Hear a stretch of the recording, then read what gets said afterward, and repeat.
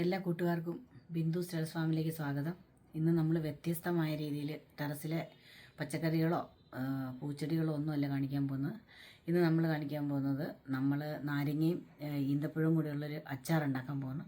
അത് ഏതായാലും ഞാൻ ഉണ്ടാക്കാൻ വേണ്ടി മേടിച്ചായിരുന്നു. അപ്പോൾ ഞാൻ ഓർത്തു അത് നിങ്ങളോടും കൂടി ഷെയർ ചെയ്യാമെന്ന് വിചാരിച്ചു. അപ്പോൾ അതിൻ്റെ റെസിപ്പിയിലേക്കാണ് നമ്മളിന്ന് പോകുന്നത്. അപ്പോൾ നമുക്ക് വീഡിയോയിലേക്ക് പോകാം.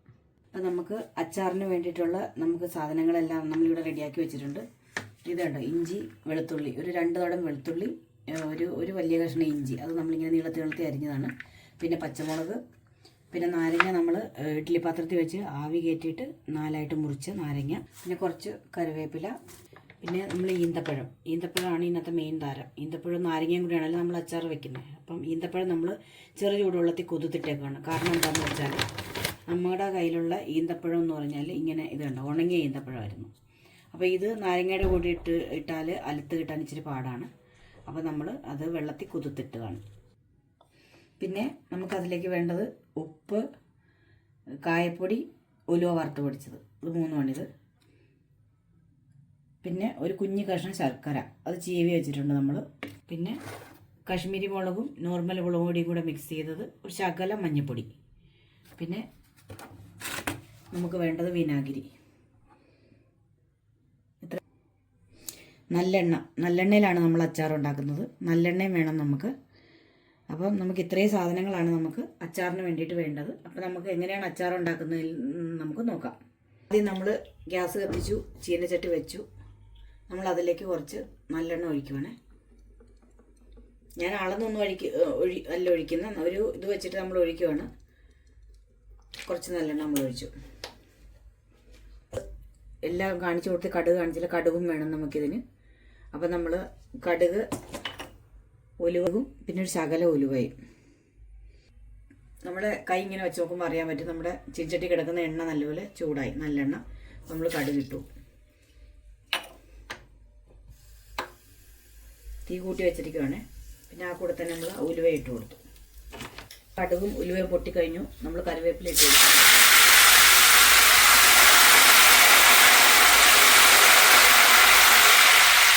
പിന്നെ നമുക്ക് പച്ചമുളക്, ഇഞ്ചി, വെളുത്തുള്ളി ഇങ്ങനെ ഇട്ട് കൊടുക്കാം.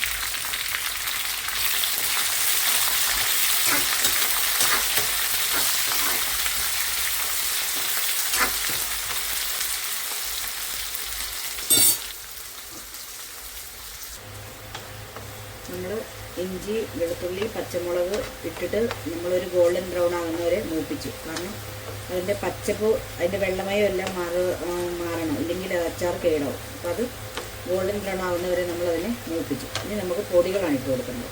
അപ്പോൾ നമ്മളെടുത്ത് വെച്ചിരിക്കുന്ന കാശ്മീരി മുളകും മറ്റു മുളക് പൊടിയും കൂടി മിക്സ് ചെയ്ത് അതും ഒരു ശകലം മഞ്ഞൾപ്പൊടി അതിട്ട് കൊടുക്കും. നമ്മളിച്ചിരി തീ കുറച്ച് വെച്ച് കൊടുക്കണം, പൊടി കരിഞ്ഞു പോരും. തീ കുറച്ച് വെച്ചിട്ട് വേണം പൊടികളിടാം. പിന്നെ ഈ കൂട്ടത്തിൽ നമ്മൾ ഉപ്പ്, ഉലുവാപ്പൊടി, കായപ്പൊടി,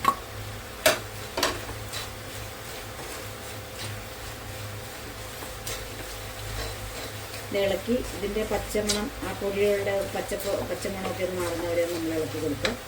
അത് കഴിഞ്ഞ് നമ്മൾ ഒഴിക്കേണ്ടത്, ഇതിനകത്തേക്കാണ് നമ്മൾ വിനാഗിരി ഒഴിക്കേണ്ടത്.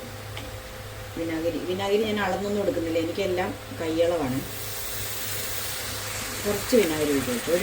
ഒരു കപ്പ് വിനാഗിരി, ചെറിയൊരു കപ്പ് ഒഴിക്കട്ടെ, അത്രയും വിനാഗിരി നമ്മൾ ഒഴിച്ചു കൊടുത്തു. ഇത് മാറ്റിയിട്ട് നമ്മൾ നാരങ്ങ ഇടും. നാരങ്ങ ഇട്ട് കൊടുക്കണം.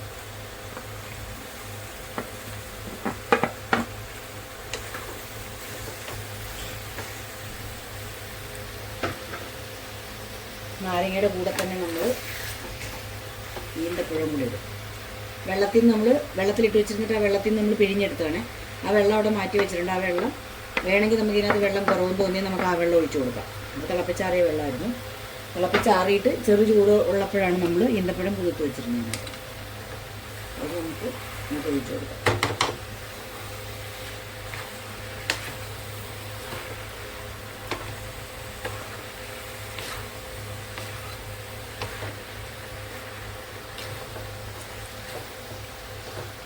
ഉപ്പ് ചിലപ്പം കുറവായിരിക്കാം, കാരണം ഉപ്പ് കുറവാണെങ്കിൽ നമുക്ക് പിന്നീട് ചേർക്കണം.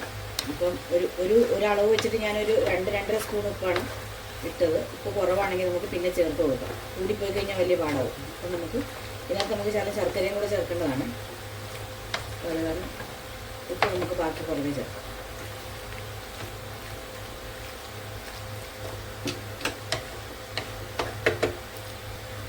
ശകല ഉപ്പും കൂടെ നമ്മൾ ചേർക്കുവാണ്. പിന്നെ നമുക്ക് ഇതിനകത്ത് ഇതിപ്പോൾ കട്ടിരിക്കുന്ന കാരണം നമുക്ക് ഇതിനകത്തോട്ട് നമ്മൾ ഈന്തപ്പഴം കുതിർത്ത് വെച്ചിരുന്ന വെള്ളമാണിത്. ഇച്ചിരി ചാറോടുകൂടി, കാരണം എനിക്ക് ഉണങ്ങിയായിരിക്കുന്ന അച്ചാർ എനിക്കിഷ്ടമല്ല, അപ്പോൾ ഇച്ചിരി ചാറോടുകൂടി വേണം. ഇനി ഈ വെള്ളവും പോരാന്ന് എനിക്ക് തോന്നുകയാണെങ്കിൽ തിളപ്പിച്ചാറിയ വെള്ളം വെള്ളം തിളപ്പിച്ച് ശലം വെച്ചിട്ടുണ്ട്. വേണമെന്നുണ്ടെങ്കിൽ ഇതിനകത്ത് ഒഴിക്കാൻ വേണ്ടിയിട്ട് തിളപ്പിച്ചാറിയ വെള്ളം നമ്മൾ ഒഴിക്കും. ഒരിക്കലും പച്ചവെള്ളം ഒഴിക്കരുത്. പച്ചവെള്ളം ഒഴിച്ച് കഴിഞ്ഞാൽ അച്ചാർ കേടായി പോവും. പിന്നെ നമ്മളൊന്ന് തീ കൂട്ടി വെച്ചു. നമ്മൾ പൊടികളിട്ടപ്പോൾ നമ്മൾ തീ കുറച്ച് വെച്ചായിരുന്നു. നമ്മളിപ്പോൾ ഒന്ന് തീ കൂട്ടി വെച്ചു. തീ കൂട്ടി വെച്ചിട്ട് നമ്മളിതേ ഈ ശർക്കര കണ്ടോ, ഒരു കഷ്ണം കുഞ്ഞു കഷ്ണം ശർക്കരയാണ്. അത് നമ്മൾ ചീവി വെച്ചിരുന്നതാണ്. അത് നമ്മൾ ഇതിനകത്തേക്ക് ചേർത്ത് കൊടുക്കും. അതിൻ്റെ ആ പുളിയും ഉപ്പും ഒക്കെ ഒന്ന് ബാലൻസ് ചെയ്യാൻ വേണ്ടിയിട്ട് ഈന്തപ്പഴത്തിൻ്റെ അച്ചാറ്. അപ്പോൾ നമ്മൾ അതിനകത്തേക്ക് ശർക്കര ചേർത്ത് കൊടുക്കും. ഇനി ഇതെല്ലാം കൂടെ ഒന്ന് ചൂടായി നല്ലപോലെ ഒന്ന് സെറ്റായി വരുമ്പോഴത്തേക്ക് നമുക്ക് തീ ഓഫ് ചെയ്യാം. പിന്നെ ഇതിനകത്തേക്ക് വേണ്ട ഇപ്പോഴും നല്ല ഇതായിട്ടായിരിക്കണം കണ്ടോ. അപ്പോൾ നമുക്ക് ഇതിനകത്ത് ശകലം കൂടെ വെള്ളം ചേർക്കാം. അപ്പോൾ ചാറ്റി വെച്ചിരിക്കുന്ന വെള്ളമാണെങ്കിലും അത് നമ്മൾ ഒന്നുകൂടെ ചൂടാക്കാൻ വെച്ചു. അപ്പോൾ അതിനകത്തേക്ക് നമ്മൾ ശകലം ഒരു സ്പൂൺ വിനാഗിരി ഒഴിച്ചു. ആ വെള്ളം ഒന്ന് ചൂടായി വരുമ്പോഴത്തേക്ക് നമുക്കത് ഇതിനകത്തേക്ക് ചേർത്ത് കൊടുക്കാം.